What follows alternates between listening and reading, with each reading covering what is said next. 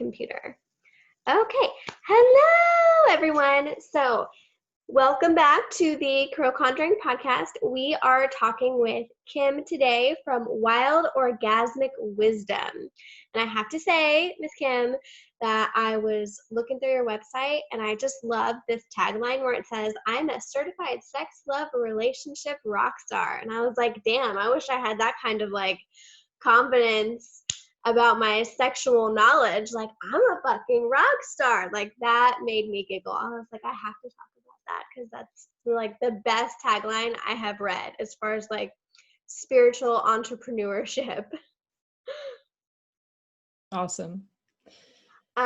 Did you want to talk to us a little bit before we get into the podcast about what the Wild Orgasmic Wisdom website is? And I know you have a podcast as well. Yeah. So Wild Orgasmic Wisdom is my coaching platform. So I help singles and couples connect with their sexual power and also just find the love of their life if that's what they're looking for, or improve their relationships. I work pretty globally with people, so there's a lot of different things that I'm trained to do. And for me, wild orgasmic wisdom, what that represents, because people tend to put sexuality into like a little box, which is fine. Like that's what we've done for many, many centuries. But I'm trying to take sexuality out of the box and bring it into a more global way of thinking of it. So for me, wild orgasmic wisdom is like the genius ecstatic structure that's underlying all of reality or realities, or however you want to think about it. I love that. 1 second. No problem. This does not usually happen to me. I swear. Hold on. I'm going to pause it for just a second. Okay. So I love that. I love that about your platform, about how you're taking sex kind of out of a bigger scope. And I guess for anybody who's got children, probably going to need to get your kids out of the room for this episode, because that kind of leads me into a great segue. Is we're going to be talking about sex magic. And at the Crow Conjuring, you know, we always try and say, like, I can only give you what I know. I can only give you my experiences. And for my experiences, I only have my heritage, because I'm going to be bold here, I've never actually practiced sex magic. I'm not one of those witches, and I don't like to put a lot of labels on it, but I figured since you're this beautiful goddess sex coach over here, like, you can tell us a little bit more about sex magic, because I have it very strongly in my culture. Like, I think everybody can do it. Energy is everywhere, and that's a really powerful source of energy, is whenever you're in that very intimate moment with someone. I don't know, like, what do you think about it? Like, is that something you're like down to say, yes, I practice, or yes, I don't?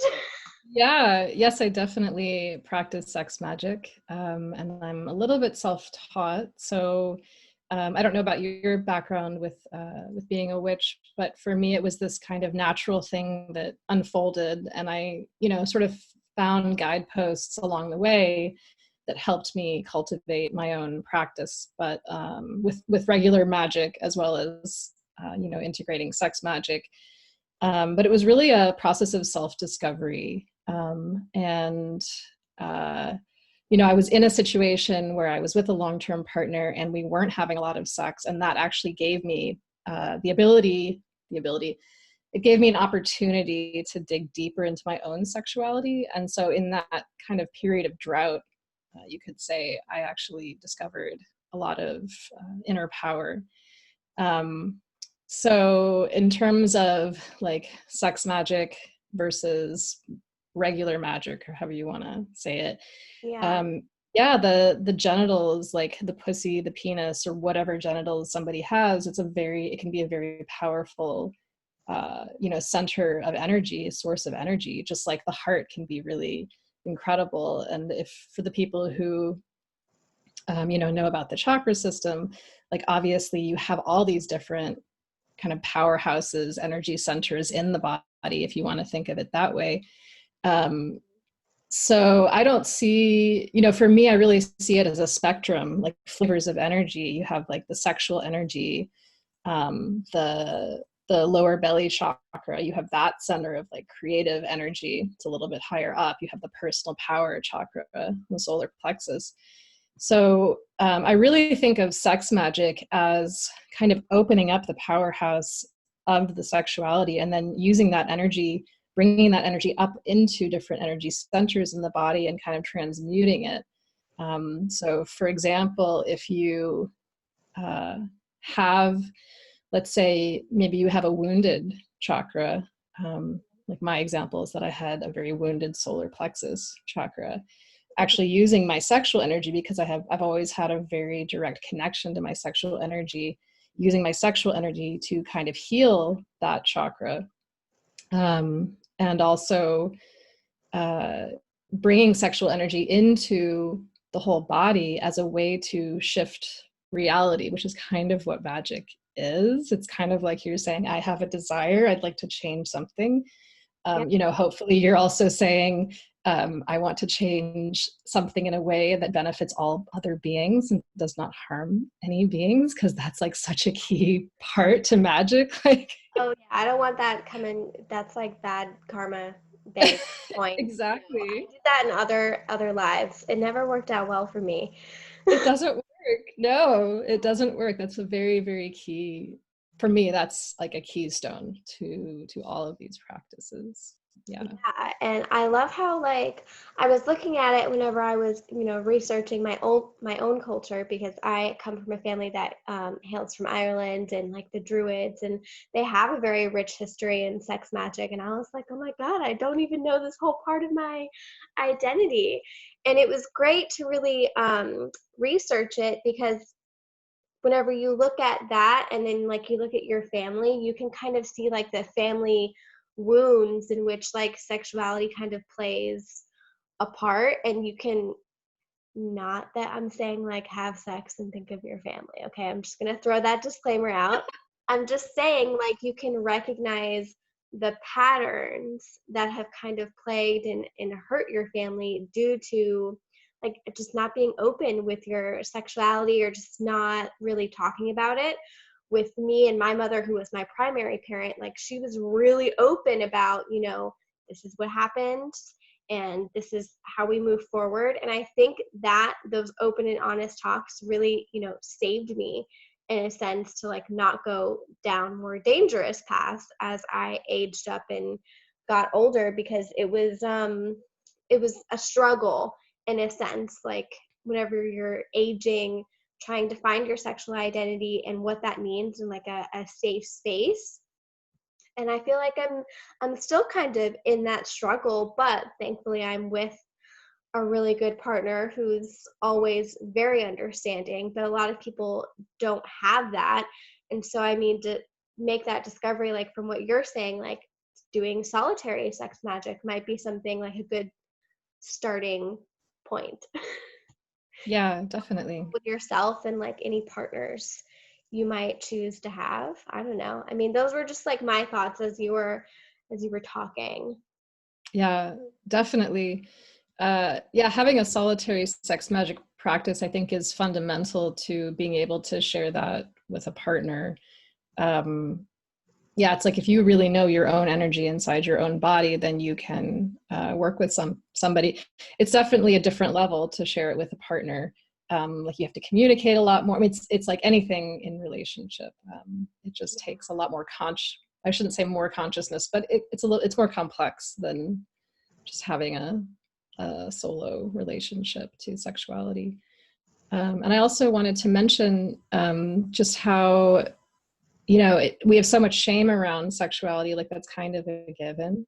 Like it's so great that your mother was open about it. A lot of families aren't open about it. And I think a lot of it is because sexuality, it's just so powerful, and anything that is powerful is going to be taboo at some point. Like there's just a lot of energy there, a lot of vulnerability potentially. Like you said, like it can be dangerous if it's used. You can be hurt sexually. And it's very, very causes big, big wounds in the family tree. Oh yeah. Yeah.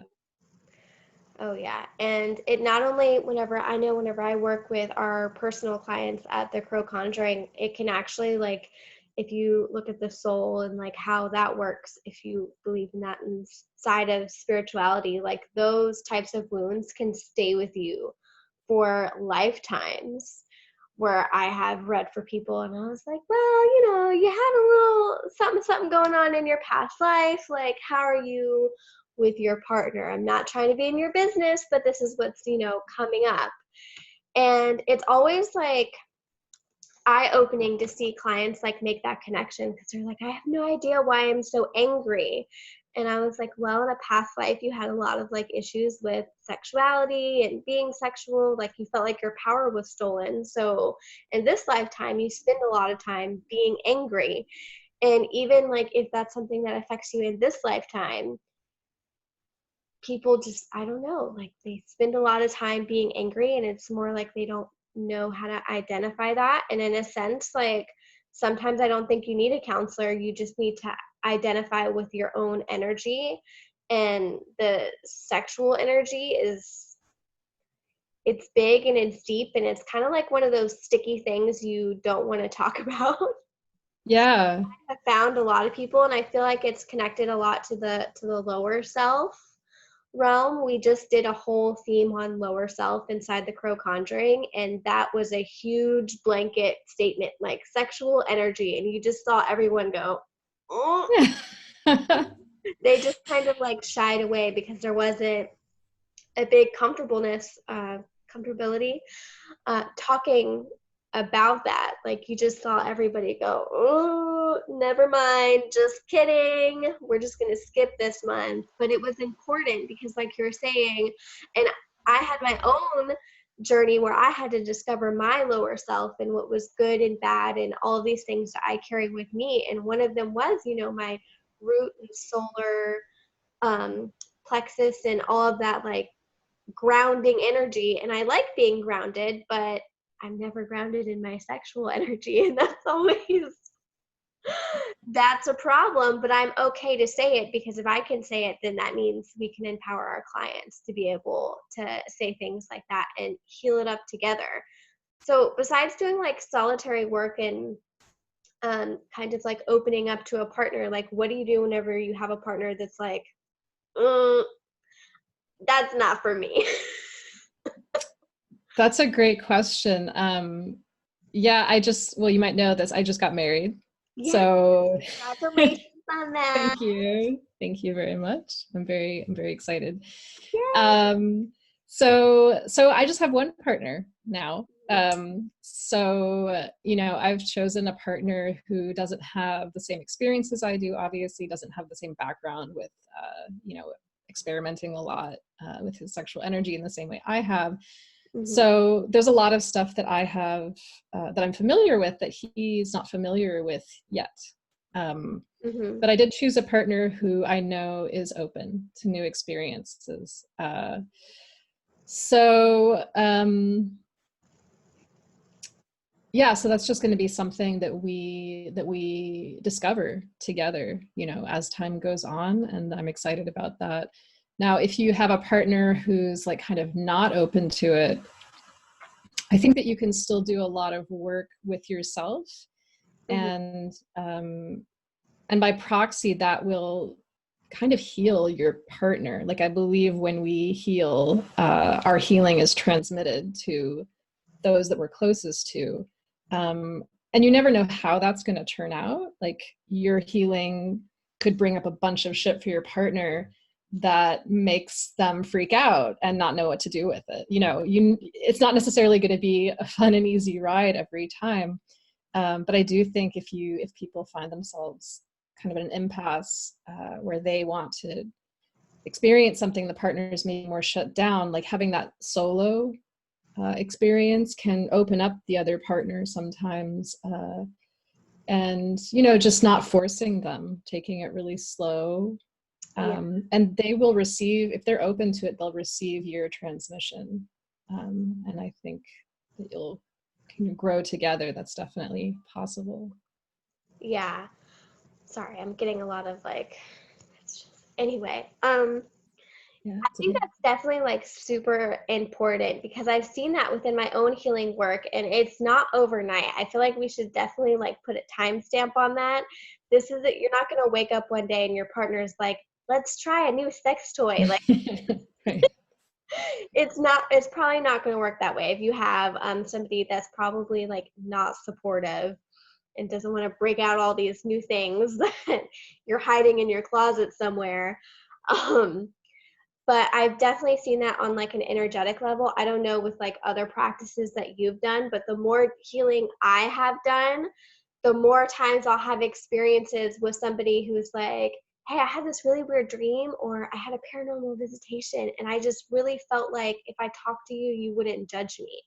And that has happened more times. I don't know what is happening in September. Well, I do know. Like everything is getting thin. The veil is getting thin. People are, Yeah. I don't know, more awake in a sense. And I've had a lot more people come up to me and they're like, oh my God, I had this experience. And I'm like, really?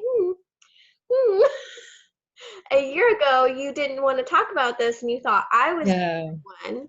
Yes. But it's like as you discover these layers of yourself, and not saying you have to like force any type of lifestyle or magic or anything on anyone else, but the more you become comfortable with it, like eventually it's like a ripple effect. The other people around you will become comfortable with it. And I don't know if that's like been your experience or if it's just my experience, but the more it kind of unfolds, the more people are like, well, what do you think about this one little thing that happened to me? And I'm like, it did, huh? Yes. I can't agree more. I've had the same experience, and it's almost like the other is kind of mirroring our own inner conflict around situations. So even if I feel comfortable with something, if my partner is reacting to me or resisting to me, or not comfortable, or if there's some kind of conflict there, often that's a great indicator that actually I'm not totally integrated yet. And once I become totally integrated, like once there's no more internal conflict, my partner starts to show up in a different way around that subject. And I find it so fascinating, how the other mirrors our inner experience that we might not be fully conscious of yet. Yeah, I love that. I love what you just said. Like, if my partner's having a conflict, like I am not fully, because they're picking up on that energy. And a lot of people, like our clients especially, they're like, whenever we talk about calling mirrors into their lives, they're like, well, what is that? Like, they get so confused because they are usually the ones the most in need of such healing energy. And I mean, it can start with like sexual magic, and in a way like that is healing. Like I feel like it's healing. Do you feel like these experiences are healing for you for like any past traumas and things like that? I mean, this might be something I start recommending my clients. Have you ever done something? You should whip this out, like not me and you, but you and someone else. Yeah. Yeah, I do think sexual energy and sex magic can be massively healing. I mean, just as sexuality can be incredibly destructive if it's used in a way that's not in Yeah. integrity, it can be so healing. And I use sex magic to create kind of a vortex in my own body and to kind of open up a portal into another reality, let's say. But I had to affirm that this reality was going to serve my highest good. It was also going to serve the highest good of all other beings, so that I could feel as though I was in integrity with the rest of existence. I don't want to be out of alignment with what's actually good for others. Yeah. And I had to, the practice that unfolded was a practice of simultaneously creating a reality in my nervous system, Hmm. bringing my sexual energy into my nervous system to kind of like ignite this reality almost with like the sexual heat, Hmm. and also at the same time affirming safety, worthiness, deservingness, because we tend to, this might not have actually been exactly in response to what you said, but No, uh, yeah, I like all of it because there's a really big thing about if we are deserving of pleasure, because let's be honest, it doesn't happen all the time. yeah, That's like a really big thing that like, if it's not happening, like, why is that not happening? Like, what's Yeah. on? That's like a really deeper level to it. Yeah, and our pleasure has been so compartmentalized. You know, we have Mhm. advertising and media that's like, oh, you get to look sexy and beautiful if you wear this perfume or if you buy these clothes, or hey, here's some pornography over here. It's basically taking the raw power of our innate birthright, which was our sexuality and our pleasure, and it's commodifying it and selling it back to us in this way that makes it actually less accessible and less like we're less connected to the power of it.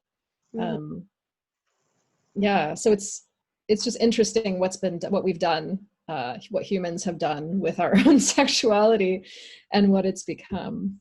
Yeah, because in a sense, like we've kind of taken it away from ourselves. Because like 200-300 years ago, we didn't have perfume. Like we barely took baths back then, but we still had plenty of sex with each other. Probably more then because there wasn't any Netflix and TV than we do now.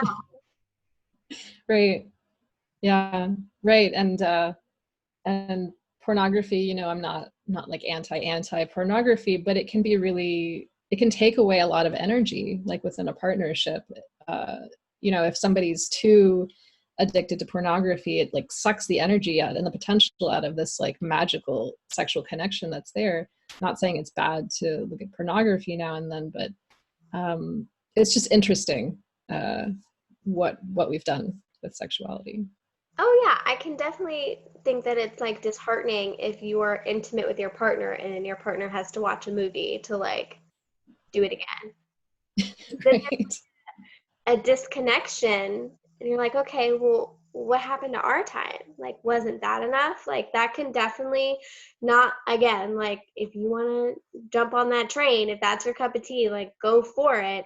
But I definitely get like the connection and how each thing kind of, strips away just a little bit at a time, like your own, not just connection to yourself, but like to your partner, because I don't think you always have to look at somebody else and somebody else's life to be intimate with yourself or to be intimate with your partner, because then you've lost your connection. Like the whole time is it's supposed to be a happy time for you, not you, somebody else, and a couple other people. I mean, I don't know. Like there's different layers to that, because then you could go into, well, like what happens whenever you have a threesome and all of that type of different Right. energy, and that's great, but do you really need it? I don't know. Like, see, those are the moments in which I'm like truly torn about my morals involving sexuality. But I definitely like the affirmations, and not that you have to say affirmations during sex, that's probably not sexy, but maybe you can just say them to yourself. Yeah, yeah, you can say them to yourself or with a partner. You know, I mean, that's like another edge that most people, you know, are a little afraid to go to. Like Oh, bringing that conscious energy into a sexual experience, it doesn't seem sexy. But I think this is another growth edge, and especially within couples, because I've talked to people who are just like, oh, well, that's just what, like, that just doesn't turn me on, or like, you know, oh, I just, you know, I have to look at pornography. But I guess the question uh, are your choices in alignment with what you want to create? yeah. And I think it's a myth that like, oh, that's just the way it is. Like, no, that's like, you can change it. Like you can be radically turned on by your partner all the time. You have to cultivate that. Maybe like it takes work to cultivate that with one partner over a long period of time, maybe more so than being you know, in a polyfluid relationship where you have multiple partners. And I'm not saying there's anything wrong with that if people choose to do that, but I do think there's a myth that like, oh, it's just going to be more boring if you're with one person versus like, oh, I need variety, I need to sleep with more than one person. It's just, what do you want? Like, what do you want to create? Because you can have whatever you want. You can have like radical intimacy with multiple people if you want to create that. um, but if you want to be really excited by your partner for decades, like you can totally create that. You can totally create that. And that's really exciting. And I'm not sure if people realize that.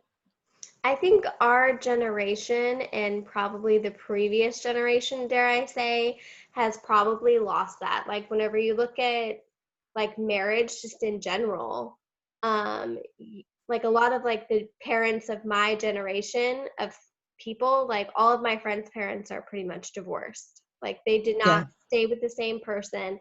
But if you look at their grandparents are still married.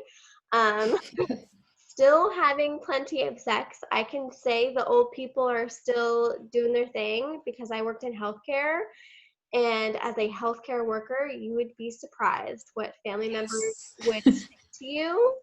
I had somebody tell me their whole sexual history with their husband while their husband was in a coma. Wow. I was like, all right. They just said their whole lives. And Wow. that frequently happens to me, but that's in a relation to an Akashic Records reading I had where I just have that type of soul, that type of energy where people just say what they want to say. It's great Yeah. and awkward at the same time. But she was like, we were still having sex. I'll never forget this. She literally said, we were still having sex a week before his heart attack. And I was like, Oh. that's awesome for you, lady. I don't know what to do with that information, but Yeah. I'm so happy for you. I like, what do you think? But it is kind of, it's a point to be made between generational lines. Like that generation didn't really have a lot of pornography, didn't really have the things that we have now that are very much interfering on us, like culturally, sexually, and power wise. There's just like a big societal shift, and it's like it's a little sad in a way, because like how you were saying with pornography, like you have to, like you can be worthy a little bit of your power and your sexual prowess.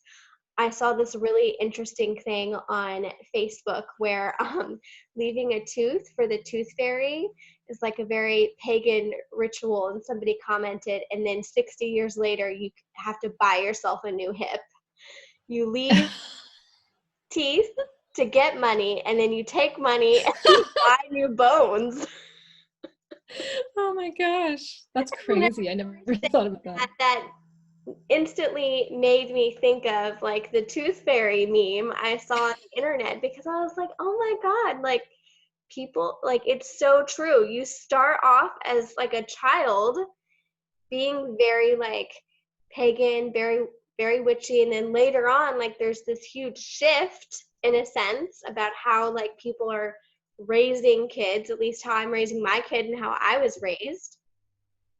Like you do these like fairy tale, oh, it's all make believe, and then you shove it in the door and it's not there anymore. Like it's just not. Because even whenever you put your beliefs in little things like that, that is energy, and it's the same energy that's inside of you that you use for sexual energy, that you use for regular tarot card reading or anything. I mean, I don't know. Like I was interested. Like what do you think about that?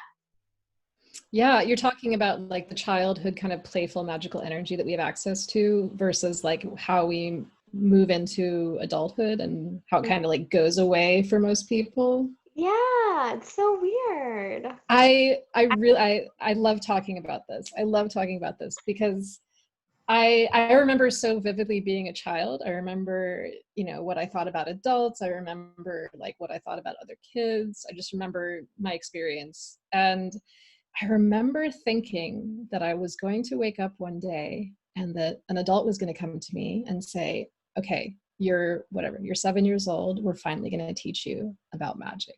Like I honestly believed that this moment was going to come. And I waited and I waited and it didn't come. Uh, and then over time, I started to realize, oh my God, these adults don't know what the fuck is going on. Like nobody knows what's going on. But what I realized in my own growth process, and I will commit to this statement 100%, is that magic is real. It's Mm-hmm. totally real. Mm-hmm. And I do feel like it is connected to uh, our sexual energy. You know, some people might have a different experience of that where it feels more like connected to their heart or some other part of the body. But I totally agree that playful childlike energy is like sexual energy. It's very innocent, actually. And we have this weird split where it's like suddenly sexuality is like the opposite of innocence. And I grew up with that horrible idea that like you can only see a unicorn if you're a virgin. Yeah. Like, that? What the fuck? Oh my God, no. And then you have, Molly Grew in The Last Unicorn, where she's like this middle-aged woman and she finally sees a unicorn for the first time.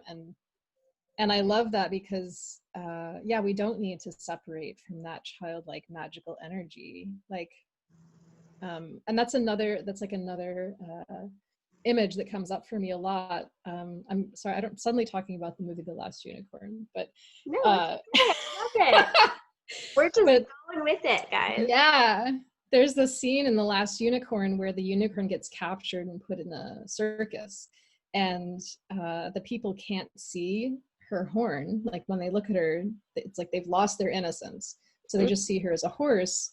So the circus leader puts like a magical fake horn on her so that people can see that she's a unicorn. And I feel like that's what adults do to children when they say like, oh, tooth fairy, oh, Santa Claus. And then it's like you reach whatever age and suddenly it's like, oh, that's not real. Like that's all make believe or whatever. It's like, no, like the unicorn's fucking there. And, you can still be connected to it. You can still see it. It's like magic's real. Yay. I had a little bit of a different experience because I had a mother that had like a very deep spiritual awakening whenever I was around 12, and she would sit me down, and I don't have the card deck anymore, but it like had all these shapes on it, and she'd be like, all right, tell me where the star is in this deck. And we would just sit down and practice for hours. And then she'd take 2 solo cups and she'd put a coin or something small underneath the solo cup, and she'd mix them up, and she'd give me a pendulum, and she'd say, all right, find the coin. I love it. Those were just little games in which that we played. And even now, I have 2 smaller kids now. They sometimes ask to hold my crystals. They want to look at my tarot cards. And to me, like the tools are kind of confirmations that magic is real. Because I found that a lot of people, especially our clients, but the more closely you work with clients, the more they want something tangible to hold on to. And I think that probably is where the shift happens between like belief as like a child and belief as like an adult. And I think the same can be said for using sex magic. Like people want a physical result. It's really hard to at least from where my clients, my standpoint is, it's really hard for them to, I'm asking them to hold stock into something that is intangible. And even though I do like 100%, there's that little bit I feel like of like, is it though? Yeah, totally. Yeah, it's that filter. It's a really weird split. And I don't know if you see that in your clients, because I know your business is primarily coaching and dealing with like couples. But I know like as a tarot reader, and we do a lot of other practices in the Crow Conjuring with shamanism and meditation and stuff. If you don't give people physical results or something tangible to hold on to, if they didn't come from that background, it's really hard to get people there. And I've noticed that more and more. Not that you can't or it's impossible, but as the practitioner, like you're repeating yourself. You must trust your intuition. Yeah. You must let go of the self-doubt. Yeah. We addressed that self-doubt like 5 months ago. Totally. I find the exact same thing. Yeah, there's always that point where you have to say to your client, you have to have faith. Like you have to have faith, and it doesn't matter how big, how small it is. You just have to have that little tiny bit of faith, and it's that faith that allows you to let go enough to experience the physical result. But yeah, I repeat myself a lot. And, you know, when I was moving through a lot of these processes and I had a coach, you know, he would repeat himself like endlessly, and he was joyful about it, you know, because he knows that that's his job, is to just like hold that line, like, I'm going to be here, I'm going to be here, I'm going to be here. And he was just always right there. Yeah. And eventually, you know, the balances do tip, and eventually you get the result. But I think that is the biggest challenge in this type of work. And it forces me to be in integrity with my clients, forces me to hold that line. You know, I believe, but there's days where I, you know, maybe my energy is lower or I feel down. But if I have a client, I'm forced to kind of bring myself back into that space, because I know that that's what it takes, and that it's real. Yeah, yeah. Like I was talking to our group about meditation, and I was like, the way in which I was trying to make a connection to how I feel connected to myself. And really, whenever I sit down and meditate, I was like, I can feel my energy expand and go out, and I can feel it come in with my breath. And like, that's always the goal. If you're not trying to go on a shamanic journey, like, the goal is to feel you. Yeah. And that is just like one example that I always kind of struggle with to impart. And I can do it, but I've been practicing to do something like that since I was 12. Yeah. And it just happened by accident. I was just kind of like, let's see what happens if I just sit here.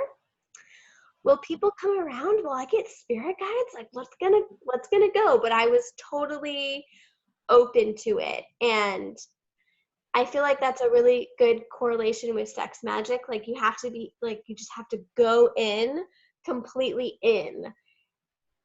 And I don't know, like, I feel like it's a harder barrier with sexuality to just go completely in and just Yeah. see what Yeah, I happens. think totally.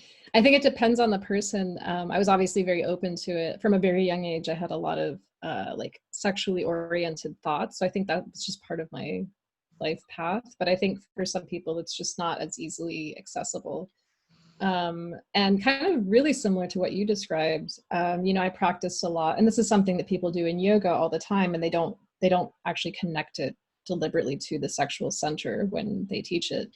But the microcosmic orbit of feeling your energy, you know, it doesn't matter which, each direction has its purpose, but either feeling the energy come up the front of your body and down your back, Mm-hmm. or up the back and down the front, having kind of this loop.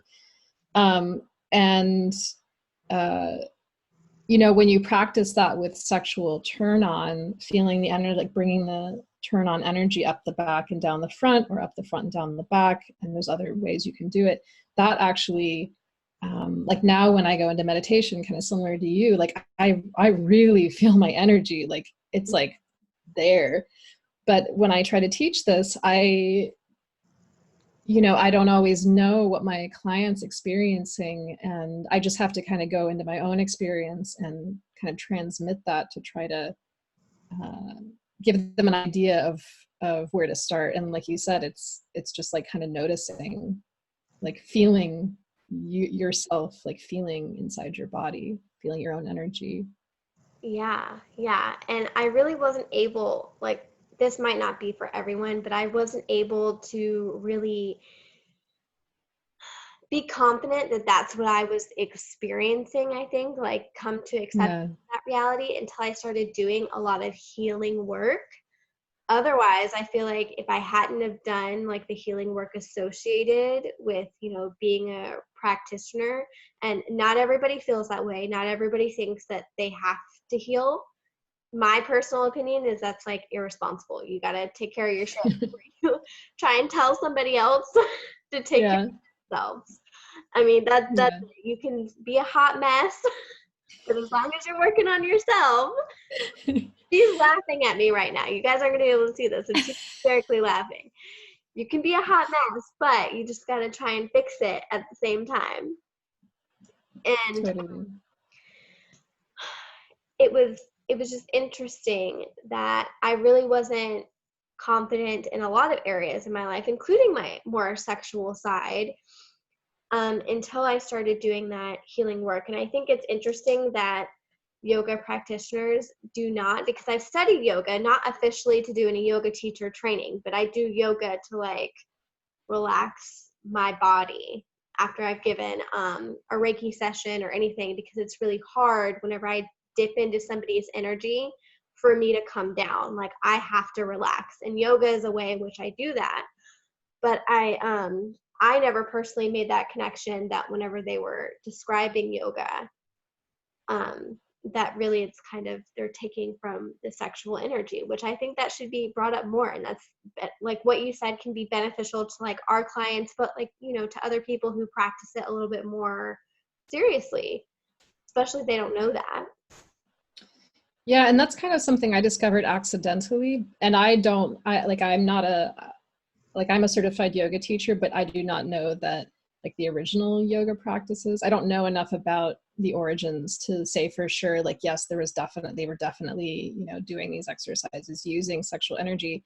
But once you start to awaken, you know, Kundalini, for example, and you start to feel your sexual energy more freely inside the body, all the yogic, you know, mudras, hand positions, and exercises like the microcosmic orbit, it all starts to kind of fall into place. Mm-hmm. That was my experience. But yeah, I do find it interesting that the microcosmic orbit is taught in yoga, but not deliberately using the sexual energy. So I I like don't know. it. It sounds like a really happy thing happened to you. It sounds like a very happy, empowering thing. And I think more people should try that, or at least know about it, because I feel like the root chakra is only used to be grounded. It's not used to do anything else. And it's very trendy for people talk a lot about the heart and the throat chakra, but they don't talk about, you know, your belly area like that. I feel like that just gets skipped over a little bit because like I people agree. want to talk about it, especially like in the Instagram community or like podcasts. And it's weird. Like that's weird. And for a long time, like as a practitioner, especially like last year, because it wasn't until this year where I kind of got comfortable as I was doing my lower and inner child work through the Crow Conjuring, because I'm right there with my clients doing my own work as I Yeah. to go do really weird stuff. We're doing weird stuff together, guys. It's gonna be fine. But the point of it is like we want them to do their own work, because your sex magic might look different than my sex magic. And I think that's like a point in which people don't understand. Because I don't know, like what do you think? Like, do you tell your clients that like it might look a little different? You know, I haven't, but I try to encourage my clients and my students to be really present with their own experience. So, which I guess is kind of the same thing. And I think it does need to be said more often, that it's not necessarily going to feel like this or look like this. You know, they might have a different experience. I think that's a really, really important thing to say to clients. And that's definitely my experience with teaching yoga, although I've been a yoga teacher for over 10 years now, but I haven't been active for quite a while.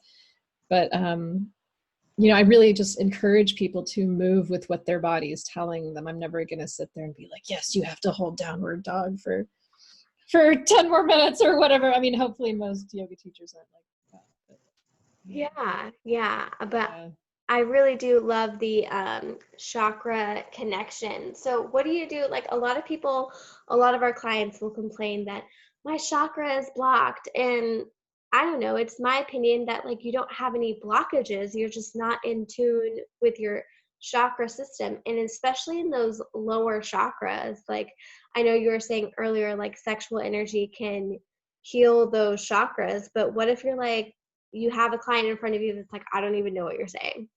Like, how do you even approach that? yeah, it's It's a really great question. Yeah, some people are just numb. Like some people just have numbness in certain parts of the body, and maybe in the root chakra, maybe in the sexual organs. And I would say starting with a practice of experiencing the felt sense and vocalizing it. That's a really great thing to do with a client. And it could just be like, okay, you're going to sit in your chair here and close your eyes. And as you experience sensations, you're going to say out loud what you're experiencing. And it might be like, oh, I feel like a little bit of movement in my right foot, or like, oh, my left little toe itches. And eventually, you can they might start to feel some kind of sensation in the genitals or in the low belly. If you tune into your womb, like, what are you noticing there? Like, oh, I feel like this kind of swishing of energy back towards my tailbone.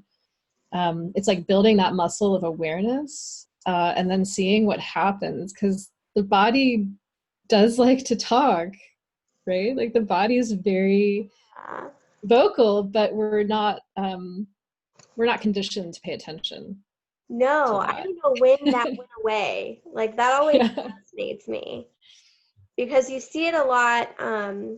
My background is in healthcare, and people would come in and they would have like decayed flesh or just all of these like different horrible wounds. And I mean, by the time they would come in, unfortunately, a lot of them, they would have to be amputated. And I would always sit there in amazement, like, how did you wait this long? You must have felt something. Like there was a point in which this started, and now we're like at the point of no return. And so the body communication has always fascinated me at that point, because I mean, I have this thing where the universe speaks to you in a whisper, and then if you ignore it, it eventually screams at you. And I tell that to my clients a lot. I'm like, you're going to get a whisper, and then you're going to get a scream. And by the time you get a scream, it's too late. Like you're already in the energy of the tower of the tarot, and you just have to hold on for dear life.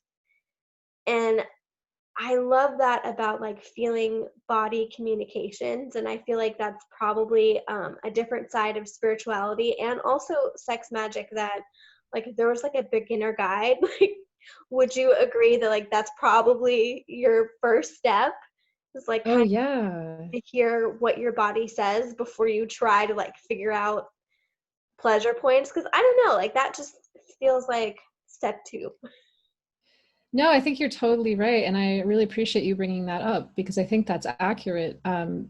Tuning into the felt sense is absolutely a great first step, because, and I need to remember this for my clients as well, because yeah, it's like pleasure can be in any part of the body. Like you don't have to be experiencing it in the genitals. Like you can experience it in your hand or your feet or your knee. Yeah.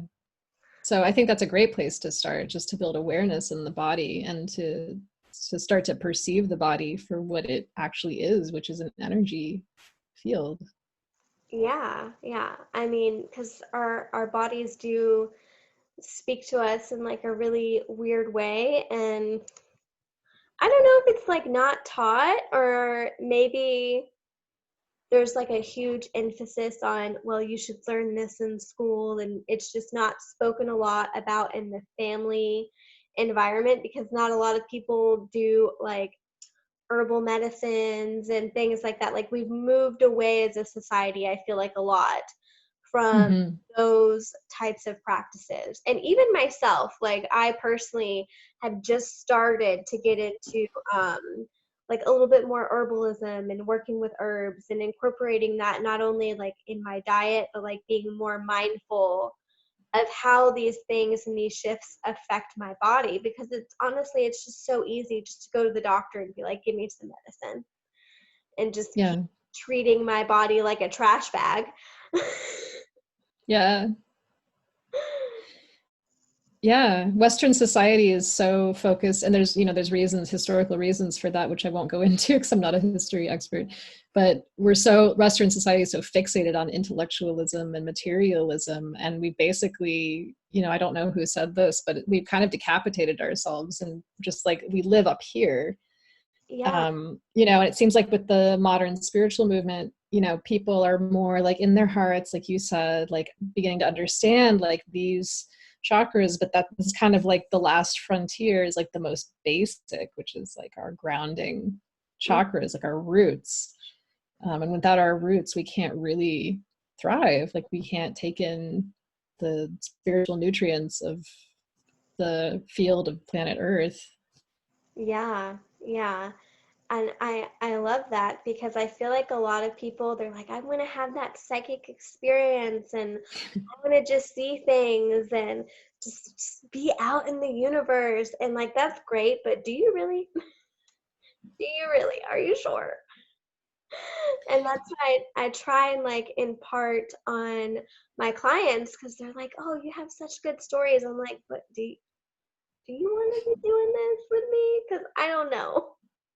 I do a lot of weird shit and I frequently have a lot of experiences, but it's because I'm trying my best with the little knowledge that I have to connect back to my body and my chakra system. But like you were saying, like I try and have a lot of faith in my perception of reality, even though sometimes like it can be scary. It's like sometimes it's not fun being a practitioner because like you were saying, whenever you're opening portals, like I can imagine if you're just playing around, you might open something that you're not supposed to, and like that in itself is scary. It's very scary. I had a very scary experience around my Saturn return. And, I was very fixated on like, the third eye chakra. Like I was playing a lot with that and I was using my sexual energy to bring it up. But then I wasn't doing anything with it. I was just letting it like go out and like up and out. And bad idea. Like I didn't know what I was doing. And I had a really big spiritual crisis and my Kundalini rose super fast and I didn't know what was happening. And it was extremely scary and I was having panic attacks. And it was, you know, because like, thank you to the grace of the universe. Like I was given the opportunity to learn how to work with my energy and to bring it back down, Mm-hmm. and to learn to cycle it, all the way back down to the root chakra. Because I just didn't know any better. I didn't have a teacher. So I think it's important what you're saying. This stuff is like powerful and you can really damage yourself. Like I felt like if I hadn't switched to, after that, I got the calling to become a yoga teacher and to get a license doing massage therapy. And that forced me to come back into my body and to learn how to ground. And without that, I don't think I would have survived. Like, I literally think that I was on a path to destruction. So it's important what you're saying, I think. I mean, like it's a little joke we have amongst me and my Crow Conjuring sisters. We're like, practice safe spirituality. It's like have your spiritual condom on, just like with Yeah, safe sex, you guys. I love that. Because nobody really, I don't know why people don't talk about it. I don't know. I wish I had like the answers. It's kind of like whenever you're a crystal dealer and you're selling crystals and you're like, here, go amplify your energy. But like, do you know what that's going to do whenever you amplify your energy? Like, here's a clear quartz. Work with that in meditation. By the way, side note that you should have gotten with that clear quartz is you're going to have probably some really gnarly visions. Like, you're going to see some weird stuff. Be prepared. Like Yeah, nobody talks about that. And I just don't understand why. Because whenever you're doing energy work, you're connecting to lifetime versions of yourself, even sexual energy. definitely. Nobody makes that connection. And I don't know, like it's weird to me. I try my very best to like talk about it. We had an instance where somebody tried to give me a Reiki candle. And I loved her to death. But I asked her, I said, do you practice Reiki? And she said, no. And I said, well, is there Reiki in that candle? Mm-hmm. I don't want it. Thank you. Never mind. Yeah, because you don't know what's in it. You don't know what's in it. And they didn't know what was in it, but they thought it was Reiki. It's like it's like buying drugs from a dealer. You don't know the source. No. And so, I mean, that goes back to like being spiritually aware and like just practicing spirituality like safely. Not that it's like all scary and bad, because it's not. Some people are like, I only want to connect with angels and spirit guides, and that's great. I came to this lifetime like, I'm going to have the full experience. Let's see everything. And that was just a part of whatever I decided to choose before I came back down to this plane. But like trying to explain that to clients and other people it's not difficult, but it's a lot, I've noticed, for people to wrap their heads around if they're not all the way in. And I Yeah. love that point back to like whenever you talked about like being integrated, and I'm definitely going to start speaking that a lot more like on the podcast and to my clients, because if you're uncomfortable, then you're not fully integrated with yourself. And that's like a great point to make, and I feel like so many people don't like talk about that either. And I don't know, it's just like it's a really interesting side to spirituality and like this modern spiritualist movement that people I think it's just exploded since like Yeah, 2014. I don't know, I feel like at that time totally. it really took off. Yeah. Yeah. It's, to me, it sounds like teaching spiritual hygiene. It's like when you have a child, like you teach them how to wash their hands, like you teach them how to wipe their ass. Like that's like, and I feel like I have like Virgo moon and Virgo rising. So this is like my Virgo side coming up. It's like, all right, now have your spiritual hygiene. But Yeah, that's totally what it is. Yeah. it definitely is. And um I don't know, like for people that listen to this podcast and like, I'm gonna go practice sex magic because I listen to those two people and it sounds way cool. Like, what would you say would be like a safe practice for sex magic? Like, are there tools in which we need to have to like keep us? Um, yes. So I would say that connecting yourself to the earth is a really great basic tool. Like having your bare feet touching the ground, Mm-hmm. feeling your energy wherever you feel it, could be in your heart or your belly or your sex. Like feeling that energy drop all the way down to the center of the earth and just kind of confirming that connection to the center of the earth, so that if anything does come up, or if you release anything, if you're discharging, like it has somewhere to go. You're not just, it's like when you go get a massage and the practitioner tells you to drink water. Like they want you to flush out the toxins of your body that have been released through the massage therapy. So I kind of feel like with Yeah, the sex magic, it's the same. You want to be able to release anything that's not serving you. yeah, So yeah, that's a really good basic place to start. And then I would say, just if somebody wants to get started with sex magic, experimenting with self-pleasure and just seeing like if you feel sexual energy in your genitals, like seeing if you can feel it like in your pelvis, just seeing if you can bring the energy like gently into a different part of the body. I would not recommend being like, I'm going to bring that shit like all the way up to my third eye. Like don't do that, because you will probably bypass a bunch of stuff in that process, and I can't guarantee what's going to happen.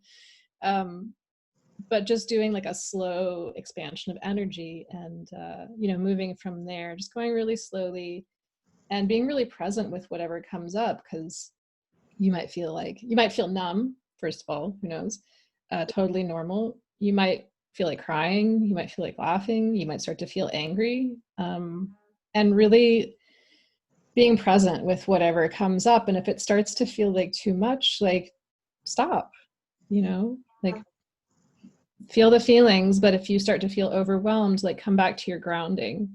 mm-hmm. Baby steps, people. Baby steps. To go all in, but it's have baby steps. Like you can be excited, but just baby steps. Yeah, it might feel cool to go all the way really fast, but I can tell you it's not cool when it's too much too soon. Yeah. That's funny. I love that. I do have one more question. Sure. Is I think one of, let's see, try to figure out how to word it. Like, what's the best experience you've had, like using sex magic? If you have like one experience where you're like, I learned all of Oh this my stuff, God. what's the best one? Is that a one, that one question you don't want to answer? It's okay. No, I can totally answer this, but I don't want to, well, yeah. I don't want to encourage anyone to go this extreme because this is like definitely the Disclaimer, next don't level do here. what Kim is doing, but we're just having story time right now. Yeah, don't try this at home unless you really feel safe enough and ready. Yeah. So I did a training with Layla Martin. So I did her Tantric Institute of Integrated Sexuality training to be a coach.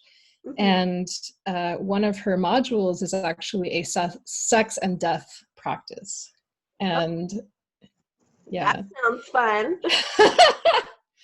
So she guided us through a meditation where we imagine ourselves at our own funeral in great detail.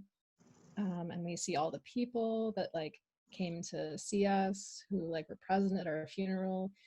We really, felt whatever emotions were remaining, like any grief or sadness, or like, basically forgiving anybody in our lives that we hadn't yet forgiven, or like making peace, like apologizing to anybody that, Wow. it was like basically dealing with all the shit at the end of your life that you haven't dealt Wow. with yet.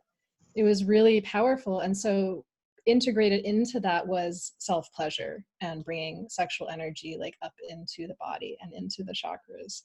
And it's a very slow process of doing the microcosmic orbit first, like in just the root chakra, then in the belly chakra, and then having a loop that goes up through the solar plexus and then through the heart and so on and so forth. So it's a really slow build of bringing the sexual energy up into the body.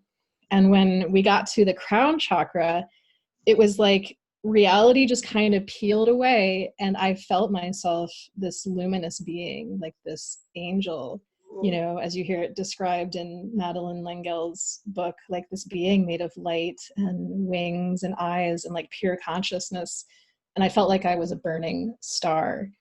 And it was, I can't really put it into words better than that because it was completely transcendent. But I came away with this feeling of like, that's what we are.